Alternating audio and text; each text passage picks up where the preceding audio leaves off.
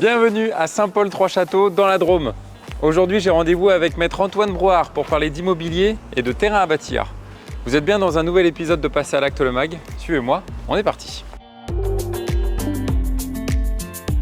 Salut Antoine. Salut Alexandre, comment vas-tu? Bah écoute, ça va super. Bon, écoute, je suis ravi de t'accueillir à Saint-Paul-Trois-Châteaux. Ouais, bah écoute, je me suis un petit peu baladé ce matin. Ouais. J'ai cherché partout les trois châteaux, je les ai pas encore trouvés. Bah oui, c'est normal. C'est normal? Oui, il n'y en a pas. Ah bah ok. Il n'y en a pas, en fait, si tu veux, c'est une mauvaise traduction au fil du temps. Anciennement, il y avait une tribu gallo-romaine des Tricastini. Oui. Et puis voilà, mauvaise traduction, aujourd'hui trois châteaux. Mais Castigny, regarde. trois châteaux. Bon, en tout cas, il fait super beau. Mais oui, puis il y a quand même ce qu'il faut. Bon, aujourd'hui, on va essayer de bien traduire en tout cas l'immobilier et l'achat d'un terrain à bâtir. Parfait. C'est le sujet du jour. Eh ben écoute, au top. On va en parler plus loin? On y va. Allez, c'est parti.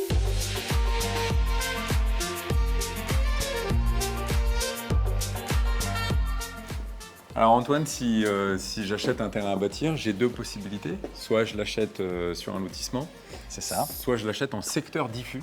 D'abord, qu'est-ce que ça veut dire, secteur diffus?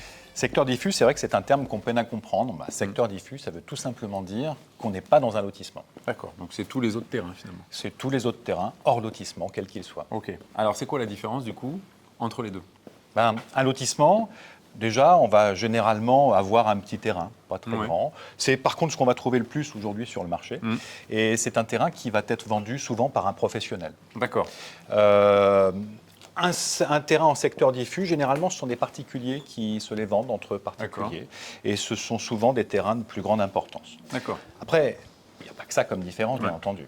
Parce que ce qu'il faut savoir, c'est que dans un lotissement, si j'achète un terrain en lotissement ou si j'achète un terrain dans un secteur diffus, les garanties ne sont pas les mêmes.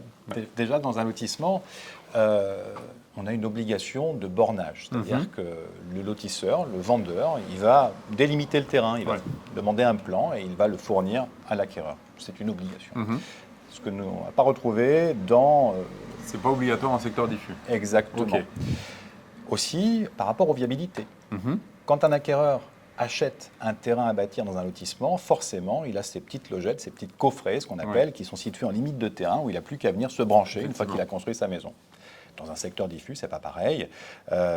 C'est-à-dire que le vendeur peut très bien se contenter de dire à l'acquéreur, voilà, les réseaux passent à tel endroit, à proximité, ou en limite de terrain, ou à 100 mètres. Par contre, s'il faut se raccorder, soit c'est vous qui le faites, généralement ce sera le cas, ou s'il veut bien s'en charger, il va s'en charger, mais il va le rajouter dans son prix. Ouais, ça m'effraie. Ok. Exactement. Et puis, est-ce qu'il y a du coup, il y a un délai, je crois, il y a une différence entre le délai de rétractation, qu'on soit sur un lotissement ou sur un terrain diffus? Exactement, parce que la loi prévoit, comme quand on achète une maison Ouais. ou un appartement, que l'acquéreur d'un terrain à bâtir dans un lotissement uniquement vient bénéficier également d'un droit de rétractation. D'accord. Ce qui veut dire que si tu achètes un terrain dans un secteur diffus, bah, tu vas t'engager fermement dès le premier jour, Oui, dès là, la signature du compromis. Je m'engage et puis c'est parti, quoi. C'est parti. Ok.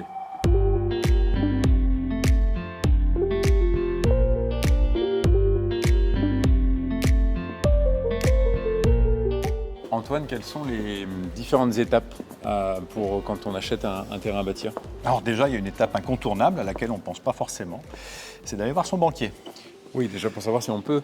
Et ou oui, pas. parce que si tu achètes un terrain à bâtir, c'est pour y faire quelque chose, c'est pas pour le garder en Ouais. réserve. Ouais, Voilà, alors, c'est pour y c'est rarement pour construire ça. ta maison. Et bah, aujourd'hui, c'est vrai que le coût des matériaux évolue et le coût des terrains aussi. Généralement, ça représente quand même de gros montants. Donc la première étape, aller voir son banquier pour voir si on peut transformer son rêve en réalité. Ok. La deuxième étape, c'est une fois qu'on a trouvé peut-être le terrain, se renseigner à la mairie sur ses principes de constructibilité, quelles sont les règles d'urbanisme applicables, dans les grandes lignes, on va dire, sans trop rentrer dans les détails. Et puis, est-ce qu'on est concerné là-bas par une géologie particulière? D'accord. Est-ce qu'il y a une potentialité de présence d'argile dans le sol? Parce que si tel est le cas, eh bien, le vendeur devra fournir une étude de sol préalable. D'accord. Et ensuite, moi, avec mon constructeur, je devrais faire, enfin l'acquéreur avec son constructeur, il devra faire une étude de sol complémentaire D'accord. pour bien définir l'implantation de sa maison et puis voir s'il y a des contraintes qui sont liées justement à cette particularité géologique. Ok. Une fois que ça c'est réalisé, bah, l'étape incontournable, évidemment, c'est d'aller voir son notaire. Ouais. Ah oui, c'est mieux. Définir son projet et puis surtout être conseillé. Donc on va toujours conseiller, nous, à nos acquéreurs, de porter en condition d'une part l'obtention du financement qui va lui permettre d'acheter et de construire, Et puis le plus important aussi, c'est d'obtenir un permis de construire. Oui.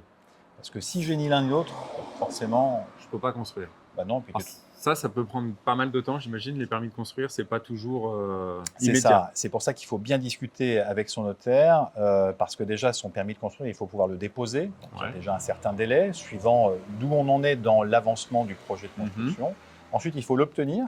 La mairie a un délai d'instruction de droit commun de 2 mois pour le délivrer, D'accord. plus 1 mois pendant lequel on peut demander des pièces complémentaires.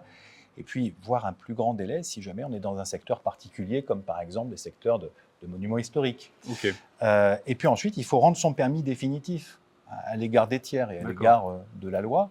Et la loi prévoit que, on va encore rajouter un délai de 3 mois supplémentaire. D'accord, oui, donc ça prend quand même. On dit, Il faut l'anticiper. Voilà, on a coutume de dire, quand on signe une promesse de vente pour un terrain à bâtir, que c'est comme quand on accueille un enfant, ça dure à minima 9 À peu mois. près 9 Voilà, mois. c'est Ok. ça.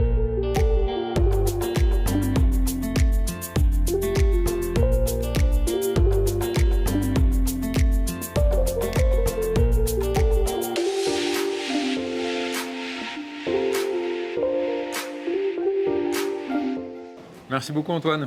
De rien, Alexandre. On a passé un super moment. Moi, c'était un plaisir. Bon, on n'a pas vu les 3 châteaux, mais en tout cas, on a bien visité la ville. On a bien visité, puis je pense que tu as vu qu'il y avait de très jolies choses ici. Ouais, j'étais content de venir. Bon, super. Bon, c'est quoi le dernier conseil que tu peux nous donner? Tout simplement, aller voir un notaire qui, justement, t'accompagnera dans ton projet d'acquisition, au mieux. Bon, je vais prendre rendez-vous avec toi bientôt alors. Ouais, avec plaisir. À bientôt, Antoine. À bientôt, Alexandre. Bon, si vous avez déjà un besoin d'information, vous pouvez déjà consulter le site passerlacte.com. Et puis quant à nous, on se dit à bientôt pour un nouvel épisode. Ciao.